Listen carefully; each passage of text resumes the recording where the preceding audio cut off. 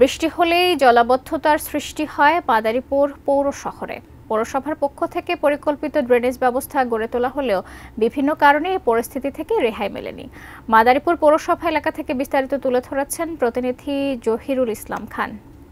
অধিবেষ্টিত মাদারীপুর জেলা শহর এবং এই জেলা শহরের পৌরসভার পক্ষ থেকে দীর্ঘ বছর ধরেই কিন্তু একটি পরিকল্পিত ড্রেনেজ ব্যবস্থা গড়ে তোলা হয়েছে, কিন্তু তারপরেও কিন্তু এখানে অল্প বৃষ্টি হলেই জলাবদ্ধতার সৃষ্টি হয়। এর কারণ হিসাবে পৌর কর্তৃপক্ষ বলছে যে যে স্থানীয়ভাবে যে ছোট ছোট ডোবা পুকুরগুলো ছিল সেইগুলো ভরাট হয়ে যাওয়া এবং যে ড্রেনের ভিতরে সাধারণ মানুষজন ময়লা আবর্জনা ফেলার কারণে কিন্তু অল্প বৃষ্টি হলেই কিন্তু এখানে জলাবদ্ধতার সৃষ্টি হয়। ড্রেনগুলো অপরিষ্কার অপরিচ্ছন্ন থাকে এবং পৌরসভার পক্ষ থেকে বিভিন্ন সময় এগুলো পরিষ্কার করার চেষ্টা করা হলেও এখানে কিন্তু সেইভাবে করা সম্ভব হয়নি। অসংখ্য পুকুর থাকলেও সেই পুকুরগুলো ভরাট হয়ে যাওয়ার কারণেই অল্প বৃষ্টিতে হাঁটু পানির বেশি জমে যায় এবং এই পরিস্থিতি দীর্ঘ বছর ধরেই এবং বিগত কয়েকদিনের বর্ষণে কিন্তু বিভিন্ন জায়গায়, শহরের বিভিন্ন জায়গায়, বিশেষ করে নিচু এলাকায় কিন্তু দীর্ঘ পানি জমেছে এবং এই দীর্ঘ পানি জমার কারণে কিন্তু সাধারণ মানুষজনকে তাদের বাড়ি থেকে বের হতে ভোগান্তি পোহাতে হয়েছে এবং সেই ভোগান্তির পরিস্থিতি উত্তরণের ক্ষেত্রে সাধারণ মানুষজন দাবি করেছে যে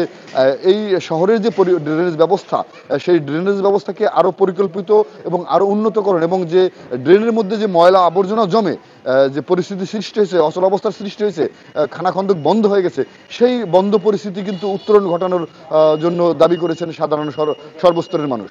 মাদারীপুর থেকে এই ছিল আমার কাছে সর্বশেষ।